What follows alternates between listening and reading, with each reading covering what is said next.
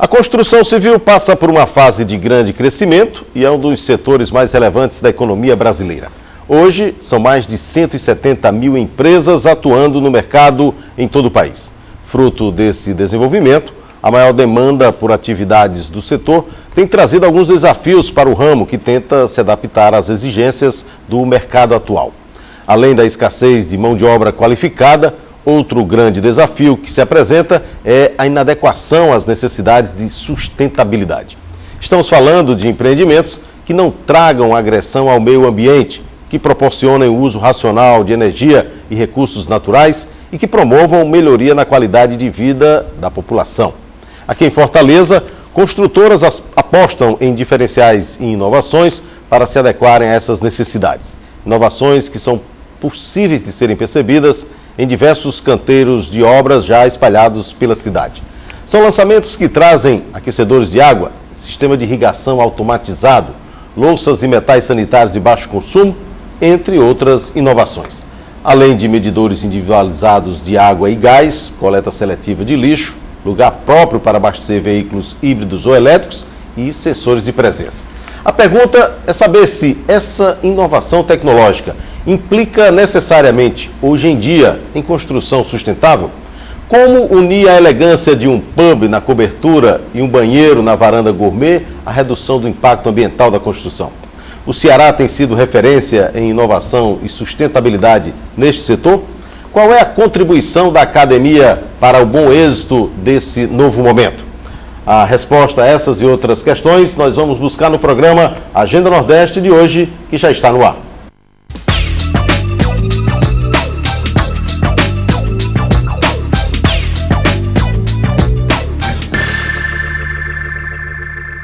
Para esta edição do programa Agenda Nordeste, nós convidamos o presidente da Cooperativa da Construção Civil do Estado do Ceará, Coopercon, Marcos Novaes, que é mestre em Engenharia de Produção e professor de pós-graduação da Universidade de Fortaleza, e também é nosso convidado, o engenheiro civil Ives Rabelo Mourão, MBA em Gestão Empresarial e em Construção Sustentável com Resíduos da Construção Civil. Queria dar as boas-vindas, já agradecer a participação e começar, Marcos, por essa nossa grande indagação. O setor da construção civil já pode se propagar como um setor que incorporou uma marca de referência no que se refere à sustentabilidade, à questão da responsabilidade ambiental? Com certeza, moço. O setor da construção civil nacional já passou por uma evolução muito grande nos últimos 10 anos, em que os grandes temas mundiais de sustentabilidade, de economia de energia, de água, de uso sustentável das madeiras, das fontes renováveis de energia, elas passaram a fazer pauta das nossas construções. E onde é que ele está embutido predominantemente? Primeiro é uma conscientização do empresário da construção civil e do construtor. A partir disso, ele colocar isso nos seus projetos. Então, a grande demanda de atuação agora de todas as entidades, de nós que fazemos a reverberação desse processo, é incentivar o construtor de que no momento da concepção do seu projeto já sejam utilizadas técnicas de sustentabilidade. Porque após o projeto concebido, durante a execução da obra, muito pouco se pode fazer. Então, a gente está atravessando um momento em que envolve a crise de mão de obra do setor e envolve um bom crescimento da construção civil. Nós, nos últimos 4 anos, temos crescido quase 3 vezes o PIB nacional, a construção civil, e no Ceará, particularmente, mais ainda. E qual é a grande necessidade que nós temos? Eu vislumbro uma mudança da forma de construir. Nós ainda no Brasil construímos muito artesanalmente, nós ainda trabalhamos muito as olarias, as pedras, o nome próprio artífice do pedreiro ainda é muito ligado à pedra, desde a construção das pirâmides, né, se a gente falar por assim saber. E a gente sabe que no primeiro mundo, na Europa, nos Estados Unidos, essa forma de construção já mudou faz muito tempo. Partiu para a pré-fabricação e para a industrialização fora do canteiro de obra. Então essa premissa está sendo a pauta da construção nacional e o Ceará é uma das lideranças dessa forma de construir diferenciada. Então cada vez mais a gente vai tirar a madeira da construção civil, vai evitar fazer painéis que usem qualquer processo molhado, como nós chamamos, ou seja, que tenha reboco, que tenha chapisco, que tenha concreto, que tenha a geração de argamassa dentro do canteiro, trazendo a industrialização ou a pré-industrialização para dentro do canteiro de obra.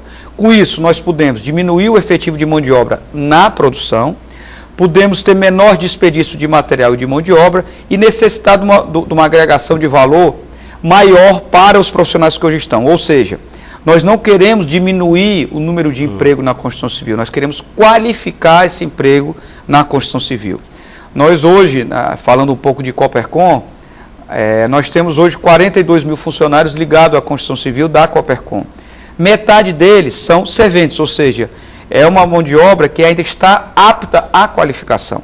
Então a gente já parte de uma premissa que a gente poderia qualificar essas pessoas e abrir novos entrantes no mercado da construção civil. Então, resumindo, a pauta sustentabilidade com certeza já está inclusa na agenda tanto do Ceará como do Brasil, e a gente vai passar por um novo processo de mudança da forma de construir nos próximos anos. Se a gente quiser dar ordem de grandeza, o que é que vocês conseguem aferir de evolução no aspecto da redução do resíduo que ficava sempre ao término de ou desativação de um canteiro de obra? Você já tem? Temos, Moacir. Nós temos a bibliografia mais antiga na questão de desperdício na construção civil, parte de 1977, de um professor da USP, em que colocou que nós tínhamos um desperdício na ordem de 30%. Hoje esses estudos apontam que houve um certo exagero naquele momento, mas hoje a gente já pode afirmar com certeza ao telespectador da Agenda Nordeste que o desperdício da construção civil não passa, mesmo nas obras mais informais, mesmo nas obras com menos utilização de tecnologia, não passam de 10%. As grandes construtoras e as empresas menores, mas bem organizadas, o desperdício da construção civil hoje pode se pautar de 4% a 5%, o que, se a gente falar de 30 anos para cá, é uma redução de 6 vezes o patamar que era anteriormente. Agora, quando a gente fala daquilo que é de fato o desafio na ponta, no período da construção, após a elaboração do projeto, a gente já tem essa capacidade de interlocução, digamos assim, entre essas duas fases, como o Marcos se referia agora há pouco, naquilo que seja necessário definir previamente, e aí acho que seguramente deve impor um maior exercício, que a turma brinca muito, para dizer, um modelo mais japonês, perder mais tempo planejando para ter menos tempo na operação? Isso. A sustentabilidade na construção, ela parte desde o momento que você escolhe o terreno que você vai construir. Então, se você vai construir uma construção longe do centro urbano, as pessoas que vão se locomover para aquele empreendimento, elas vão gastar muito mais com transporte, vai liberar mais gás carbônico, você vai provavelmente construir numa área que podia estar sendo utilizada para plantio ou a área de florestamento, né? A escolha do terreno ela é de fundamental importância para você ter um bom desempenho energético, um bom desempenho de sustentabilidade. Você tem que escolher um terreno. Uma das premissas da sustentabilidade é que esse local seja de fácil acesso, tenha pontos de ônibus, seja fácil você chegar a pé, você chegar de bicicleta, né? Você ter próximos de escolas, de centros comerciais, que promova que aquele cidadão que for para aquele lugar, ele consiga transitar utilizando a menor quantidade possível do carro particular, e e otimizar o uso de transportes públicos e de bicicleta ou a pé mesmo, né? Um outro ponto importante, ainda falando sobre o terreno, é que você, na orientação da sua edificação naquele terreno, você vai conseguir um desempenho energético muito melhor ou péssimo, digamos assim. Se você orientar a edificação para o lado do sol, as pessoas que forem morar ali, ou se for ter um empreendimento comercial ali, vão gastar muito mais ar-condicionado do que se você fizer uma boa orientação daquela edificação, né, no terreno, utilizando os materiais que isolem a fachada e de maior acesso ao sol. Então, essa análise prévia, ela é de fundamental importância. Se você pegar, existem empresas na Inglaterra, na Alemanha, especializadas em fazer essa análise prévia. Então, na Inglaterra, inclusive, eles fazem análise da edificação em túneis de vento.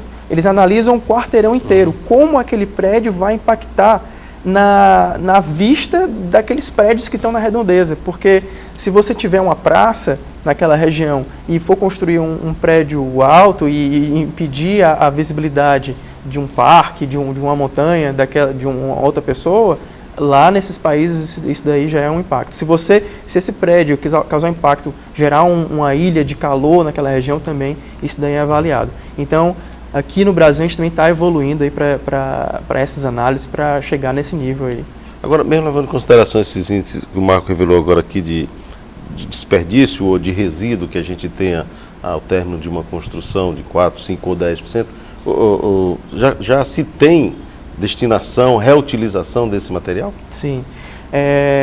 A gente, inclusive, fez uma visita pela Copercon, 3 semanas atrás, a São Paulo, né, a gente tentando buscar um modelo de usina de resíduo no Brasil para desenvolver aqui em Fortaleza. Né? Aqui nós temos alguns destinos, né, que são cadastrados pela Prefeitura, mas estamos tentando trazer aqui para Fortaleza, em parceria inclusive com a própria Prefeitura, uma usina que seja referência nacional. É uma usina que a gente consiga garantir de que o resíduo que vai para lá, ele tenha uma tratativa correta e tenha um destino correto também. Né? Então, se você for para uma usina de resíduos, se você chegar a ver montanhas de resíduos, você não é uma usina adequada. Né? A usina de resíduo boa é aquela que você não tem estoque de material, que você não gera passivo ambiental e que dá destinação para o material reciclado, né, nos devidos fins, que existem diversas aplicações. Quais são os fins já identificados, Marco, para reutilização do resíduo da construção civil? Tem? Moacir, nós temos de grande consumo a brita reciclada. O que é a brita reciclada? É a própria pedra voltando para outras funções. Somente uma não é tão indicada, que são funções estruturais, ou seja, os pilares, as vigas, as lajes de uma construção. Mas a subbase para leito de estrada, para leito de drenagem, elas são praticamente com o mesmo resultado de uma origem mineral. E qual é o grande trabalho que nós temos que fazer? Por isso que essa parceria da Copercon é com a Prefeitura. Porque a Prefeitura tem um poder de lei para exigir o uso do reciclado nas obras públicas e também nas privadas. Então, a gente quer colocar uma instituição de lei que já existe em São Paulo, a gente visitou, inclusive, Várzea Paulista, é um município próximo da Grande São Paulo, em que 40% dos resíduos têm que ser utilizados nas obras públicas. E, além da brita, nós podemos recompor meio-fio, nós podemos fazer blocos, podemos fazer tijolos, podemos fazer mosaicos, isso tudo com a origem reciclada. E a grande notícia que a gente pode trazer ao grande público que está nos ouvindo é que esses produtos hoje já têm tecnologia e nós vamos produzir dessa sorte, que eles têm um custo de aquisição menor que o produto original. Era o que faltava. Porque o produto ecologicamente correto, você pode prestar atenção até no próprio papel, ele é um pouquinho mais caro ainda. Então, a sensibilidade além do bolso pesa. Então, o que a gente quer trazer? Um produto politicamente correto e economicamente viável. Então, é o que a gente vai fazer com a nossa usina que a gente quer implantar até o final do ano e está rodando em Fortaleza. Agora, tendo a capacidade de reutilização, vocês imaginam reduzir ou minimizar a quanto verdadeiramente aquilo que seria desperdiçado ou que não teria utilidade, né? A gente certo. Nós temos 2 caminhos para o seu questionamento. Primeiro, há um trabalho muito forte da Copercon perante seus 90 cooperados para que, durante o desenrolar da obra, ele minimize seu desperdício. A primeira coisa é você não gerar o resíduo. Esse é o grande trabalho. A partir do que foi gerado, você segregar esse material, ou seja, separar. Colocar o que é resto de tijolo, o que é resto de concreto, o que é resto de aço, o que é resto de vidro, o que é saco de papel separado. Com isso, a gente já destina a coleta para cada reciclagem e nós da usina, que vamos reciclar a pedra, a brita, a areia, etc., já conseguimos reprocessar isso. Mas em números, que a gente já pode quantificar isso aí com outras experiências nacionais. A gente imagina diminuir das 90 construtoras cooperadas esse desperdício na ordem de 40%. 40%. E se a gente permitir e tiver mercado consumidor para o que vai ser produzido, a gente diminui outros 40%. Então, esse é um impacto que deixa de sair da natureza, é uma preservação que a gente está fazendo, e além disso, a construção torna-se mais barato. Tornando-se mais barato esse custo, a gente pode oferecer um produto a um preço mais justo para o usuário final. Então, como um todo, é um projeto social que favorece a toda a coletividade. Quando a gente vai falar desse planejamento aí, a gente, claro, tem que imaginar o processo de formação dos profissionais que estão indo cuidar desse planejamento. Já deu para sentir mudança na grade curricular dos cursos de engenharia ou daqueles profissionais que vão atuar nesse setor? Há uma atenção das universidades nesse tema, né? De uma forma geral, né, diversos, não só engenharia, mas diversos cursos estão se voltando para o tema da sustentabilidade. Nós recebemos frequentemente professores, alunos, inclusive, de engenharia, arquitetura, com temas de conclusão de curso e mestrado focados na sustentabilidade. Então, é um tema que tem crescido bastante, né? A oferta de cursos de MBA, de especialização, está em alta, né? Para exemplificar, o Brasil é o quarto país do mundo em números de projetos pré-certificados no LEED. Isso aí já demonstra uma predisposição desses profissionais em procurar... O LEED vem a ser? É um certificado americano de certificação de empreendimentos sustentáveis. Uhum. Né? Então isso aí já é um indicador que mostra que esses profissionais estão buscando informação, estão buscando conhecimento para fazer as construções cada vez mais sustentáveis. Vocês já sentem lá na ponta, Marcos, a chegada desses profissionais com essa nova percepção? Muito. A gente percebe não só na ponta, mas além da minha especialização nessa área de sustentabilidade de construção sem desperdício, eu sou especializado em fazer criança. Em 7 anos eu fiz 3 meninos, né? Então eu já percebo na escola das minhas crianças, impressionantemente, como eles já fazem essa educação ambiental perfeita. Eu não quero citar somente o nome de algum componente, mas eu estava visitando outra escola que não era das minhas crianças, e eu vi que tinha os produtos reciclados direitinho. Mas no final do dia a pessoa foi buscar e juntou todo o lixo junto. E quer dizer, eu vi um grande desperdício. Se a criança observa aquilo, ela desacredita no processo. Então a gente já percebe, tanto nessa fase educacional das nossas crianças, como no nível superior, uma grande aderência à sustentabilidade. E o melhor disso tudo, a grande profissão do Brasil hoje no momento, em termos de remuneração e de possibilidades profissionais futuras, é a engenharia. E não só a engenharia civil. A engenharia ambiental, a engenharia de produção, a engenharia elétrica, a engenharia mecânica. Então, todas essas engenharias, elas fazem parte do conceito de sustentabilidade. E a gente já nota claramente em que as pessoas já procuram especializações no ramo da sustentabilidade. E o bom é que aqui no nosso estado, no Nordeste principalmente, no eixo sul-São Paulo, incrivelmente menos, já há o link das construtoras com processos sustentáveis construtivos. Coisa que no Sul ainda há uma grande demanda por construir, por ser uma grande indústria de construir, e o foco lá hoje está me parecendo mais financeiro que propriamente engenharia. A gente sempre ouviu dizer que a parte mais sensível do corpo humano seria o bolso. Do ponto de vista financeiro, até para a saúde financeira das empresas, também é um bom negócio? Sem dúvida nenhuma. Você tratar um prédio com características sustentáveis, ele implica num plus no preço, sem dúvida nenhuma. O seu custo ele aumenta de 2% a 4%. Só o que você aumenta nisso, você cria uma demanda maior de consumo fazendo uma publicidade bem feita. Aí eu gostaria de colocar uma grande observação ao nosso público que está nos assistindo. Existe um nomezinho em inglês que quer dizer greenwashing. O que é isso? É uma lavagem green, ou seja, é uma enganação green.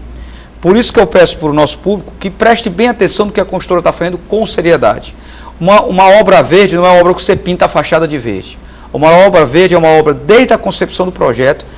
Visite um canteiro de obra dessa construtora que você está comprando um apartamento, vê se aquele canteiro é organizado, vê se tem pouco desperdício, que isso faz parte da sustentabilidade. E essas outras agregações, como conta individual de água, de energia, aquecedores a gás, energia eólica e tal, são outras características que compõem também. Mas, respondendo diretamente, existe um sobrecusto, mas existe uma maior demanda. O que os números indicam? Investir em sustentabilidade, o seu retorno é melhor. E o custo? O custo de construção é um pouquinho maior, mas o público para o preço final praticamente é o mesmo. Agora, a gente sempre ouviu algumas discussões, e aí é uma indagação quando a gente faz, quando vê o que a humanidade hoje passa, quando você olha para um produto chamado água, que é não só o reuso, mas também a forma um pouco mais racional de utilização nas unidades construídas do ponto de vista... A gente já tem uma descarga de 3 e 6 litros. De 2 fases. Quer dizer, uma água tratada, cara, utilizada para irrigação do jardim e tudo mais. Isso tende a ser também algo a ser incorporado no curto prazo? Com certeza. O grande poder seletivo das boas obras é o público consumidor. Então, quanto mais a sociedade está esclarecida, quanto mais o consumidor sabe onde ele quer aplicar a sua demanda financeira, que é a maior compra da vida dele, é a compra do imóvel, a gente vai ter essa seleção. Hoje nós temos recursos que não incrementam tanto no custo, mas, por exemplo, nós estamos num estado que nós temos muito pouca incidência de chuvas. Mas nem por isso não nos cabe deixar de dar atenção a esse assunto. Pelo contrário. Então tem tecnologia que nós captamos toda a água pluvial e nós deixamos o prédio autossustentável durante 3 meses no quesito irrigação, só com o que foi captado da água da chuva. Nós temos processos de recuperação das águas, inclusive sanitárias e águas cinzas ou águas sujas, que é um pouquinho mais caro, mas pode ser feito também. Nós temos temporizadores de consumos de torneiras de água, nós temos arejadores para diminuir o consumo. O que é o arejador? São pequenos bicos que são colocados no chuveiro e na torneira, que ele permite a entrada de ar, você tem a mesma percepção de um bom banho, de uma boa lavagem de mão, com 50% ao menos do consumo de água. Nós temos, aí impactando diretamente no órgão sensível, como o Moacir falou, na anatomia humana, que é o bolso. Nós temos também a conta individual de água. Antigamente os condomínios era uma conta coletiva. Então, se o Moacir consumia 20 minutos no banho e eu 5 minutos, eu pagava a mesma coisa que você. Hoje não tem mais isso.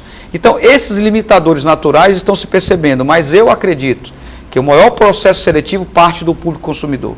Por isso que essa educação que vem das nossas crianças na escola até a sociedade, em níveis universitários, é muito bom para nós consultores. Vou pedir licença aqui para a gente ir a um rápido intervalo, mas antes, no quadro Letras do Nordeste, vamos apresentar hoje o livro Espetáculos Populares do Nordeste, de Hermílio Borba Filho.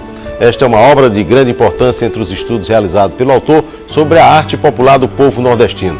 O livro traz pesquisas sobre Bumba Meu Boi, Fandango, Mamulengo e Pastoril, incluindo transcrições de diálogos destes espetáculos populares. Nós vamos a um breve intervalo e já estamos de volta com o programa Agenda Nordeste, o roteiro do desenvolvimento regional sustentável.